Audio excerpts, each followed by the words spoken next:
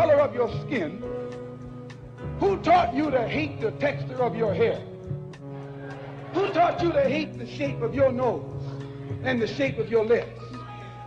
Who taught you to hate yourself from the top of your head to the soles of your feet? Who taught you to hate your own kind? Who taught you to hate the race that you belong to?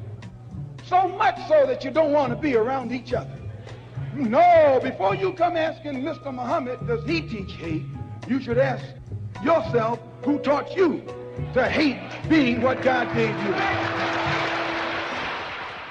Most of us blacks, or Negroes as he called us, really thought we were free without being aware that in our subconscious, all those chains we thought had been struck off were still there.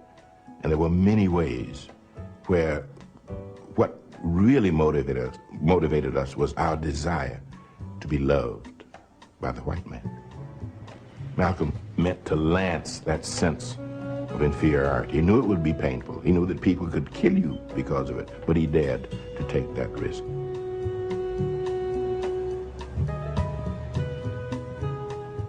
He was saying something over and above that of any other leader of that day. While the other leaders were begging for entry into the house of their oppressor, he was telling you to build your own house. Two black men are up here.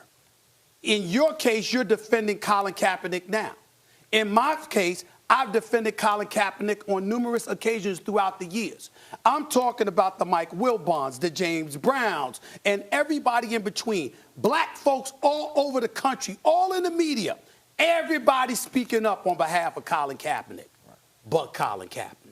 You the one person that don't have anything to say. You step aside while brothers and sisters who know that you were right to want to address police brutality, who know that you were right to want to address racial oppression, who know that you were right when you say that you didn't deserve to be blackballed and you didn't deserve to have your cause politicized. All of us are fighting on behalf of you, but you are the one that won't speak up for yourself. Do you have a problem with that? Well, I think the thing is, in the black community, like I said, I'm in the streets. I hear what's going on. Yes, you are. Yes, you are. The thing is I think, Stephen A., you have a platform. It's okay to disagree, but it was the way you were going about it. It was almost like you were attacking him. And I think the thing with Colin Kaepernick and the way that things shifted right at the doorstep of this workout is just the transparency. You alluded to. Hooty-hoo. Hooty-hoo.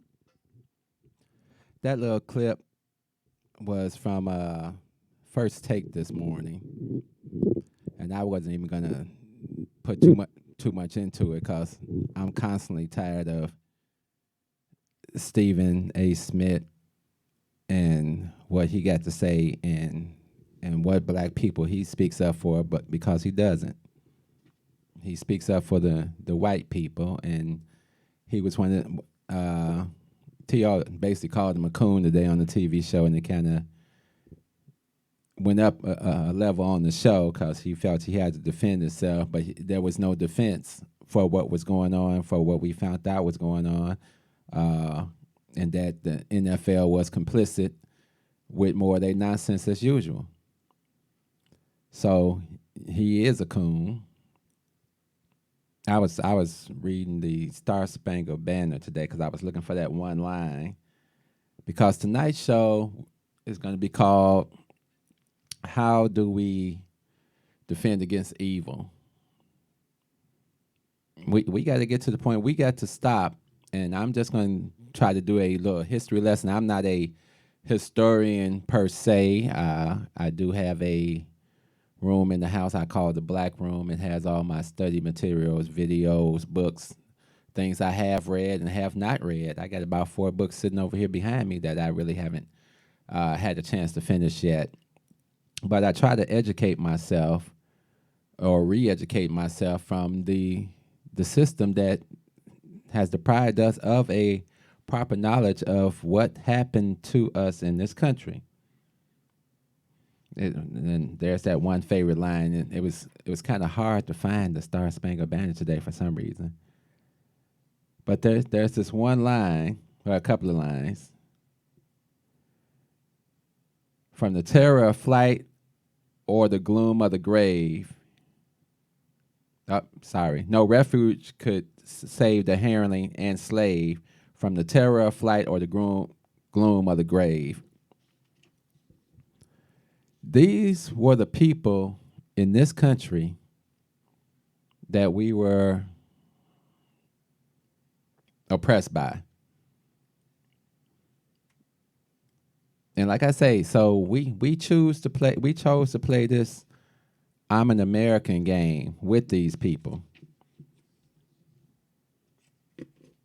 And these people all along had no intention. Let's say some of them were good people and slavery is wrong and we're all not benefiting from the same system.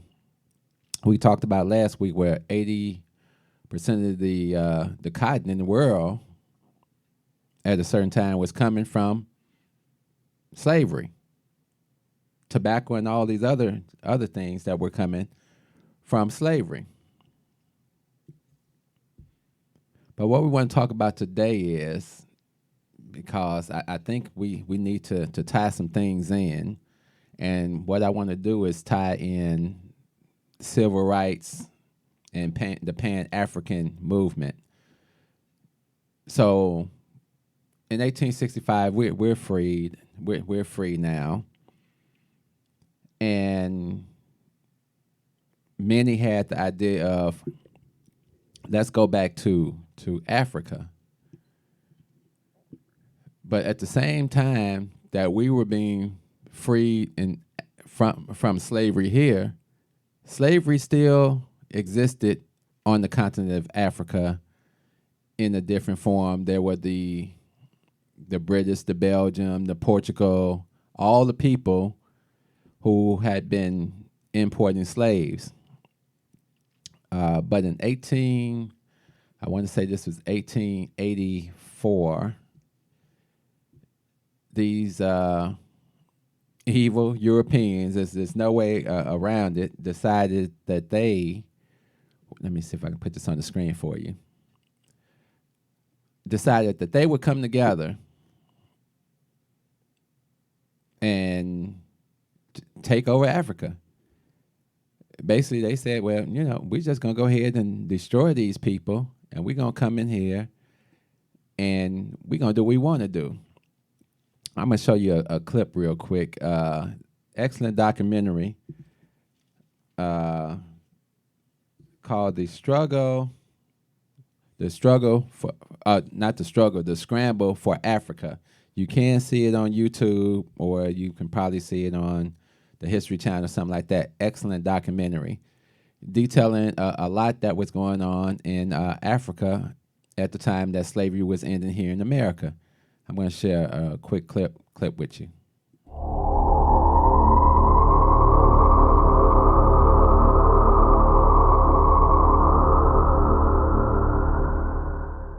Whether in bustling cities or remote villages, the 1880s and 90s were years of terrifying upheaval in Africa.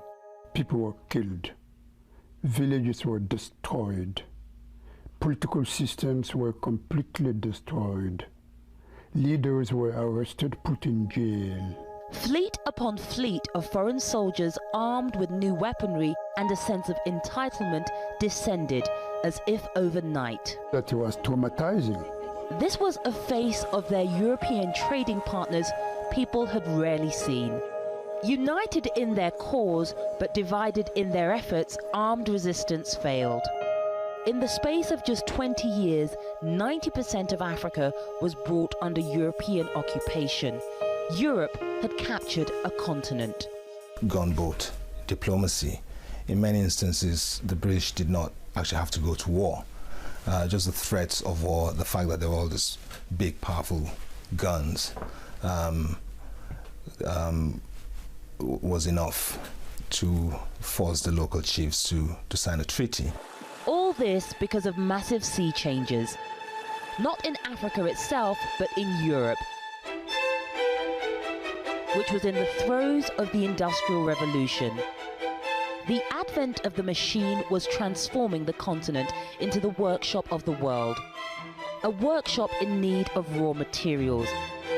Palm and peanut oil would literally grease the engines of the revolution. Modern transportation would need rubber for tires, and Europe's prosperous middle classes now demanded luxuries from overseas. This was the dawn of industrial-scale production, modern capitalist economies, and mass international trade. Thanks to a generation of explorers and traders, the great powers knew what riches lay in Africa. Britain and France already controlled most of the continent's ports. Africa had diamonds, it had gold, it had cobalt, it had lots of things. It had cocoa. It had lots of things that that Europe needed. So we see that the same things that had happened in America, where we were the resource, and let's explain this Berlin Conference. With the Berlin Conference, sorry, I'm kind of testing my levels. With the Berlin Conference, what happened in Africa was, well, what happened in Europe, and I'll put it back on the screen. The Berlin Conference, also known as the Congo Conference or the West African Conference, was a conference of European nations who were still participating in the slave trades. I think there were about 14 nations. I know it was Europe and France and Britain and Portugal. I think it was Italy. It's a whole bunch of different countries that were participating in the slave trade. And they came together and they're like, well, you know what we're going to do? Okay, there go all the countries on the screen. Germany, Austria, Belgium, Denmark, Spain, the United States was also invited. United Kingdom, Italy, Netherlands, Sweden, all these places decided that they were going to have a conference to talk about taking over Africa. Now, they spoke to no one in Africa, and as the video stated, they just came in and started shooting, killing, and mayheming because they wanted the resources. Like you see the president get on TV now and talk about the resources in certain areas that we invade. It was the same thing here. The Industrial Revolution had kicked into a full swing. It had also started in America. And when we also often talk about, you hear people, well, you know, once the Industrial Revolution kicked in, we weren't using slaves. We were doing this on our own, and it was great. And then we said, where'd you get the money from? Because all this stuff costs money, correct? So if everything costs money, you got the money from slavery to purchase machines or invest in machines. Well, your counterparts over in Europe got together and said, you know what, we're going to stop the slavery because that's not important to us no more because the human thing, and, you know, we're going to clean up our image around the world. We're going to get rid of the slave trade, and then we're just going to come in and start stealing the resources. And we're going to force the people to help us to steal the resources. Because you got to understand, even though we had tribes and things like that, we didn't have guns and things like that to fend off the attack of violent nations. So they were easily able to come in here, pretty much take over everything, divided everything up. It was like a free-for-all. So you got all these countries in Africa, they just divided it up. This my section now, this my section, this my section.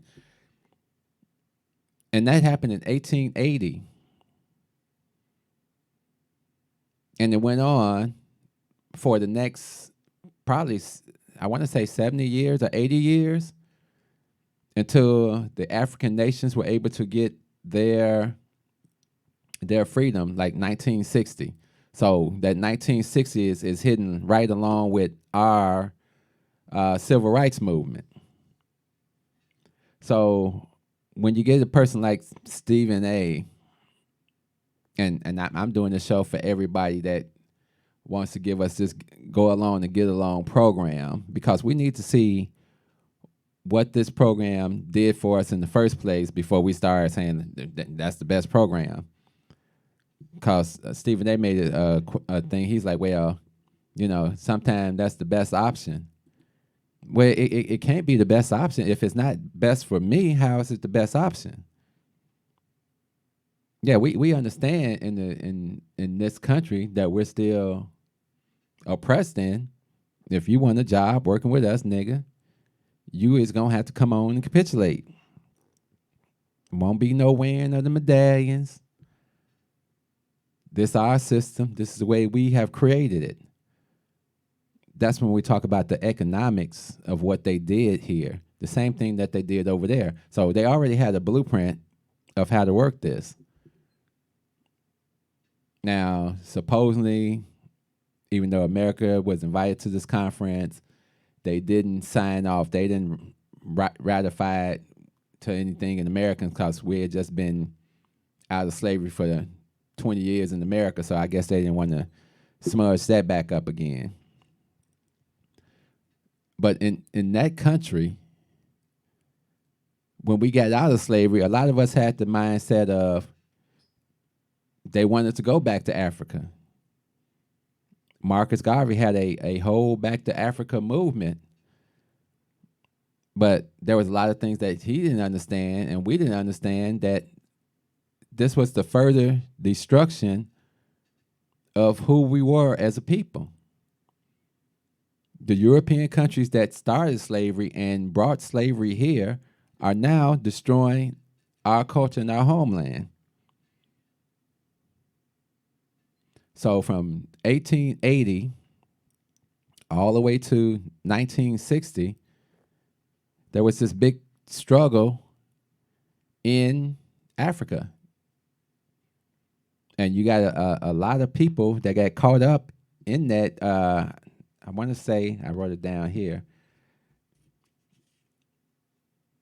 In 1957, the first, I think it was Ghana. Yeah, 1957, Ghana was the first African nation to gain its independence. And that was incredible, and that was great. So when you saw Malcolm X, and Malcolm X would be speaking about Pan-Africanism, it's because he saw what coming together as a people was doing for African nations. So to know that this was not a fluke of 1957, in 1960, pretty much all the nations, except for maybe one or two, had gained their independence. Now, even though they had gained their independence, the colonial people who had subjected them to all this had the money.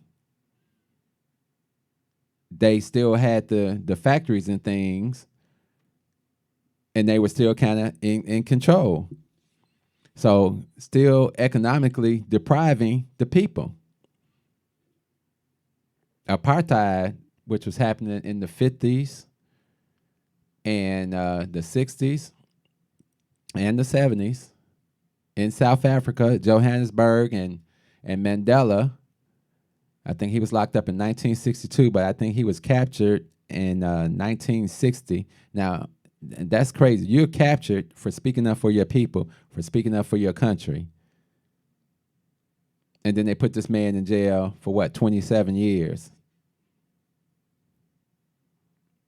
They charged him with not sedition, but it's like a form of sedition that they were trying to overthrow the government. the government that was suppressing them and doing everything that they wanted to do. Kind of like here in America, right? We had to fight for civil rights, but we were beaten, murdered, slaughtered, economically deprived, forced to live in ghettos and bad situations, and they still ain't gave us no money. We talked about this last week about what would reparations do for black people. And we bunked that myth of we can't do it. Because you got billions and billions of dollars. I think there was a number inside the documentary, The Struggle, where they said over the last few decades, it was almost $1 trillion has been raped out of Africa as far as resources, and nothing else has really been put in. And when you see all these aid commercials and things like that, they're saying that for every $1 that's donated in, 10 is taken out. China is now heavily investing in there, building hospitals and things like that. That's because they want the resources. The gold, the diamonds, the coal, all these resources, cobalt, everything. Africa is the richest resource on planet Earth. And it's been the source of raping for years. But that resource is supposed to be our resource. They talk about how they had to get rid of Saddam and Gaddafi and things like that. And we know that Gaddafi was trying to buy Africa's debt, establish a new currency. And so he had to go because you cannot challenge the masters. Colonization is always set up in a manner that helps the oppressor.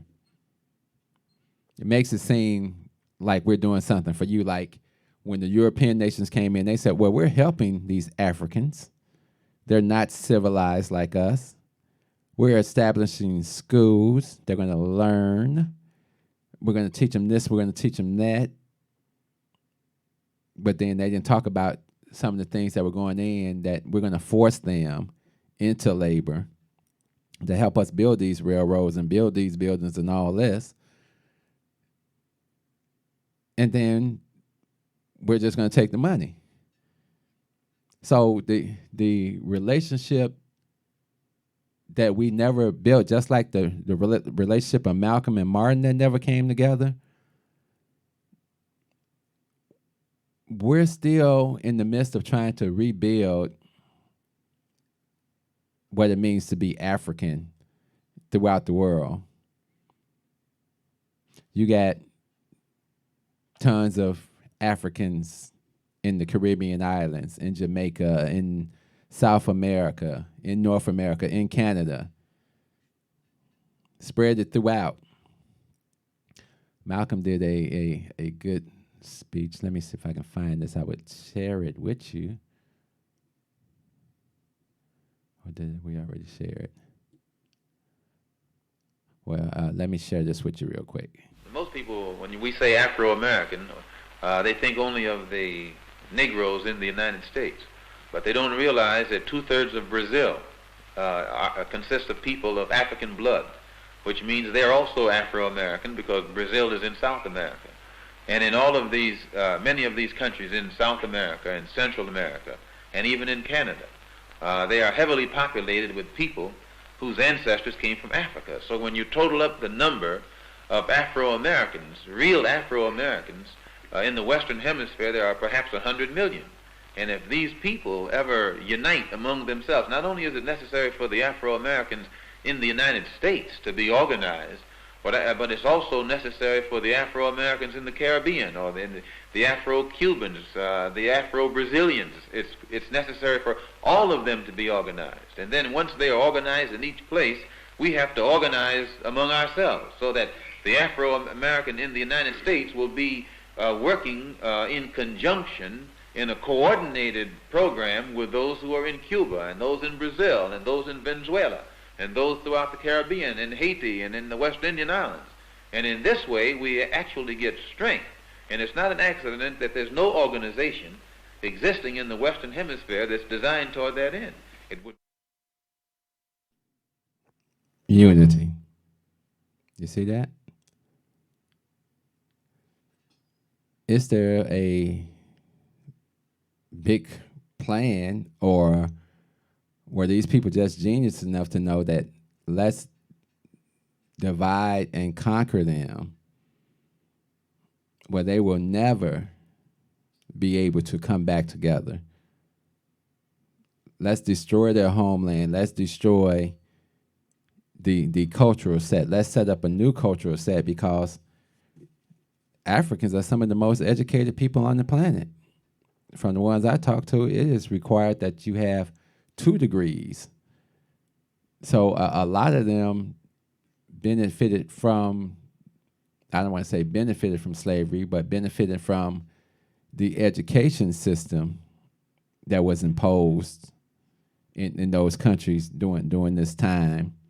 And then they became the black nationalists that would head up the movement, the Pan-African movement, that would lead to the independence of these African cultures.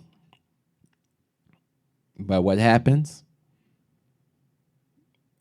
They don't like that. So when they don't like it, they change the rules. And many of these people who were prominent African leaders that led to this independence of African countries were then destroyed by the militia, who was still under the control of a lot of the countries. I think France and was it British and France were like the biggest two. I hate when I don't have all my stuff written down. But we know that they were the 2 biggest ones over the country. And so these leaders were set for destruction. Does that sound familiar? Does that sound familiar like with the civil rights movement? Where your President Hoover was putting out decrees, and it's in the FBI files, they had to release it, that to be on the lookout for a Messiah who could lead to black people. So as Malcolm went over to Africa and started dealing more with these Pan-Africans, these nationalists, and getting ideas, this is the part where they say they believe the government had something to do with the death of Malcolm X also, because as he was there, he was being followed around by undercover agents. This is documented. This is not a fallacy, a lie. This is true facts, that he was being followed. What's up, AL? I see you out there. That he was being followed in these countries. King was being followed here. They had tabs on their phones, bugs on their phones for years. So I'm just trying to show the similarities, the tactics of who we're dealing with here on this planet. Because we don't need to keep getting confused, because we seem to be the only ones that are confused about what's going on here. So they killed the leadership there. They imprisoned the leadership there. Same thing they were doing here. So in 1960, like I say, that was called what did they call it? It was the year of independence in Africa. So all those nations that had been living under colonialism were basically now free. But apartheid kicked in. More systems were brought in to take down the leadership, hence Nelson Mandela being in prison They say he was, they were trying to overthrow the state, overthrow the government. Kind of the same thing that was going on here, right? What's up, Brandon? So we had no place to go back to, even if we wanted to go back there. So we're still in this system now that we still have not made the transition to come back together, because they suffered, but they got their independence. But their independence, then the people that were put in place a lot of corruption in the political system in Africa by Africans. Same thing here. A lot of people here get politicized, and then they start drinking the Kool-Aid. They start believing the nonsense that is put out to the world as if it was true. That's why you can have a Stephen A. Smith on TV, always speaking up for the massa. Well, the master was trying to give you an opportunity. And I kind of laughed at that, because I remember being in corporate America, and you get screwed over so much in corporate America, then one day they come to you, you know what, we want to do this for you. And you look at them like they crazy. Oh, you want to do something for me. Hey, Sherry. And they offer you a deal, and they already counting on you that this nigga, he gonna turn it down. But we got to show face that we good. So this is the same thing that happened with Kaepernick. We ain't talked to you in 9 months. Out of the blue, we want to do something for you. Stephen A's argument was, well, you know the game, so you got to go ahead and do what you got to do to get yourself in a better position. And I said, okay. But how long does that better position last? What does that better position do? And we got a lot of people out here doing things now. He's like, well, somebody's working on your behalf. It sure ain't the establishment. It ain't the people that's writing you checks, because those aren't real checks. Those are Band-Aid checks. America's got a $3.3 trillion budget yearly. How much is going toward reparations? If you go out and read the H.R. 40 bill, you'll see that they just want to spend $100,000 for a study. So they've been sitting out here for the last 20 years talking about, do we got $100,000 to spend for the study?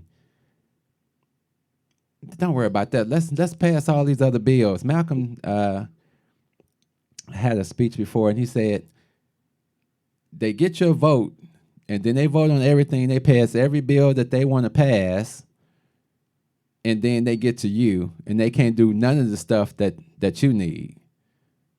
All of a sudden, everything is more important than what you need. If the space budget is $21 billion, why can't you take $1 billion a year to make things right for black people? Allow me to take a loan is not a benefit. That's just making me pay you more money. The student loan system is backed by the government. The housing system is backed by the government. They making that interest money. I think next Tuesday I'll do a revamp of what building a black nation looks like. Because we did the show before a few years ago. Because they always like, well, what does this reparation looks like? But first of all, it's going to look like a monetary thing for everyone within the range of stipulations. Like I said, I don't believe in putting money into somebody's hands that's on drugs. No, you can't have it if you're on drugs.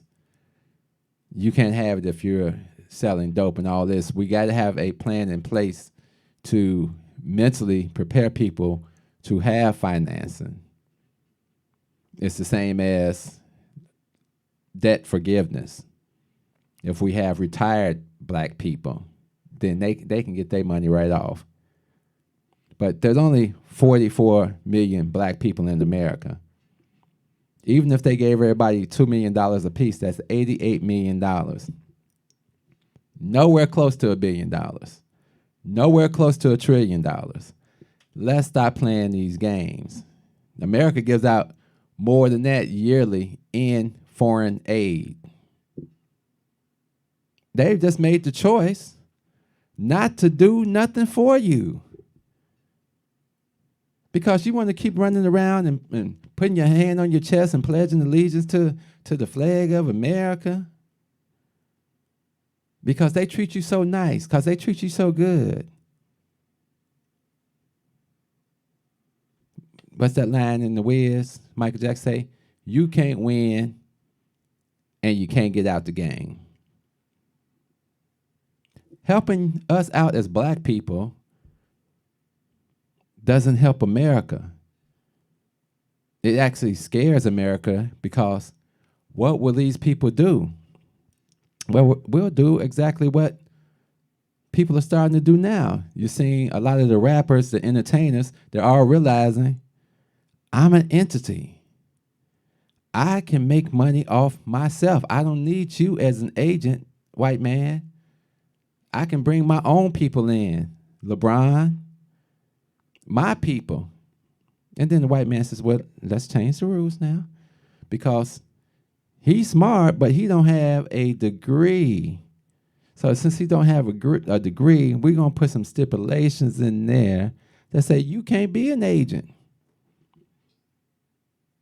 Oh, so now you telling all the black people that I can't send my people to school to learn something, and I want them to handle my business. What do you care about how smart he is if he handling my business? And we making money, and we doing things in Hollywood and elsewhere, and we giving back to our people.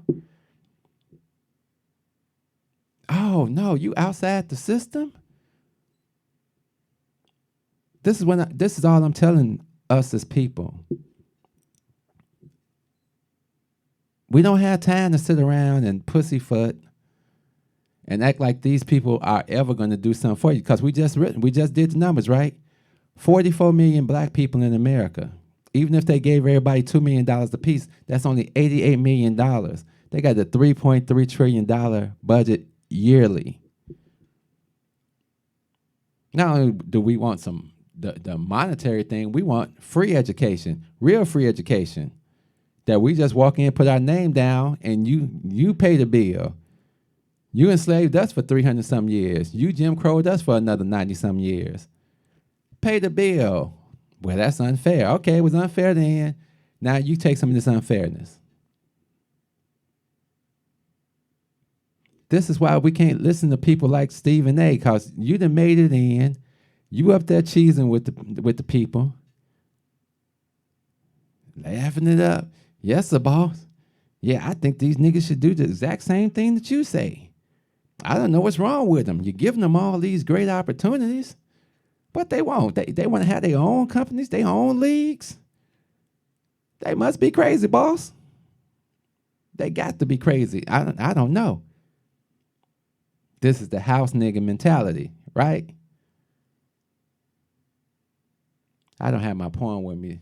It's called They Want Me to Be a Nigga. It's hanging in my shop. Everywhere I go, I take that poem with me. Because I know how they look at me. I've been in meetings where Obama had just did the speech and walked out the room, and all these crackerjacks are saying some real negative things about him. Foul things. But I get called in. Like I was an offense. But if I bring up their offense, no, you can't do that. So why keep putting into a system, believing in a system that is designed to destroy you? You had, and it doesn't make a difference what level you're on, black man. Let us not forget earlier in the year, you had Magic, Puff, Cube, and some more, Serena Williams, and all these people trying to put some money together to do a they wanted to get some network channels. Like Magic already has a big ownership in the Aspire network, and he shows a lot of the black stuff. But they shut that down. All of a sudden, somebody came in with a better deal. You already saying that our offer is good, but then somebody comes in with 3 times the money of our offer, takes our offer off the table. No, because we don't want you to compete with us. That's the biggest fear, I believe, that if black people start doing real business, employing other black folks, building corporations, then we become a problem. We become a real problem to the way that they've made money for so many years.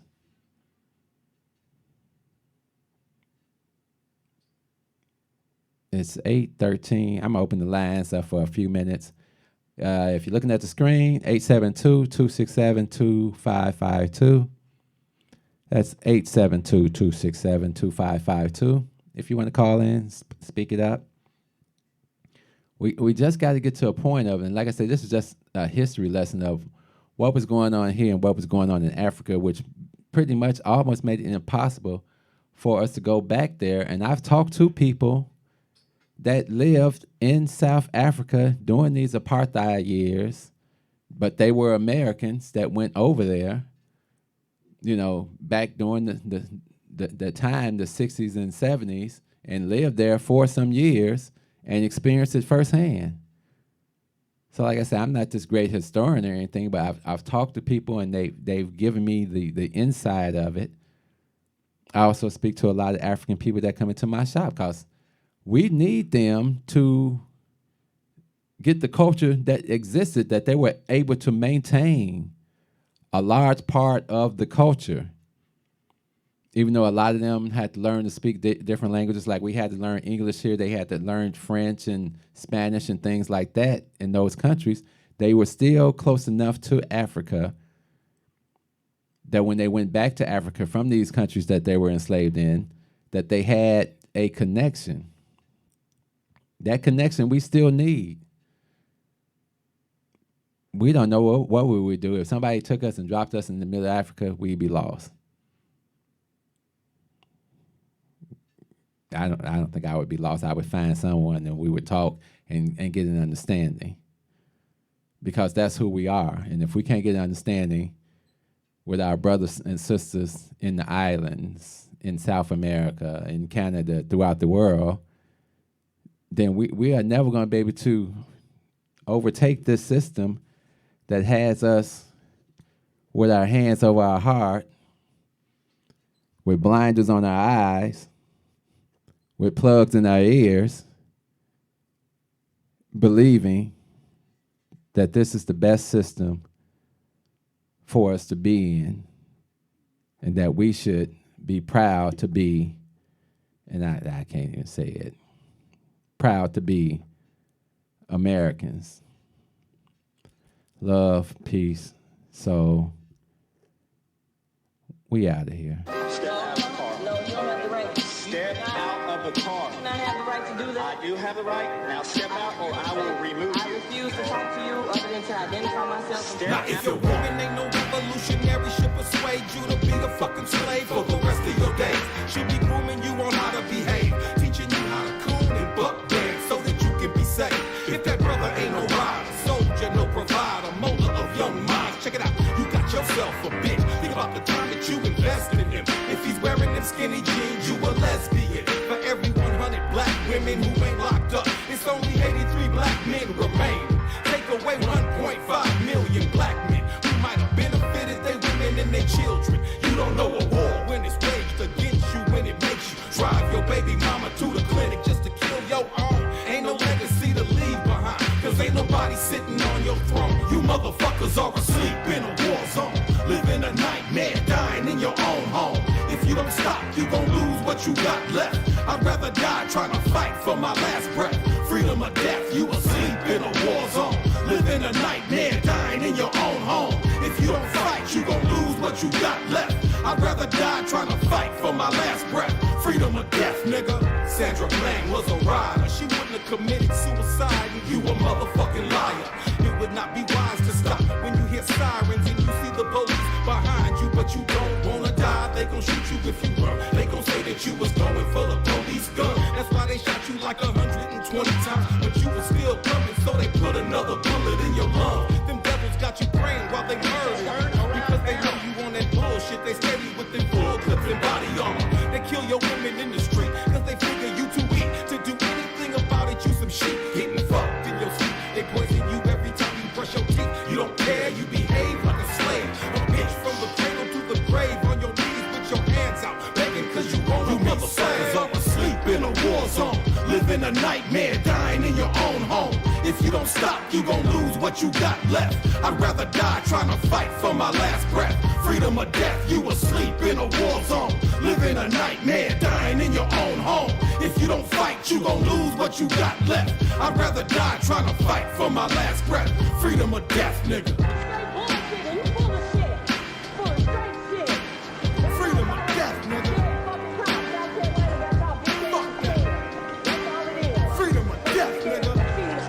If you would just listen. Freedom or death, nigga. Freedom or death, nigga. Freedom or death, nigga.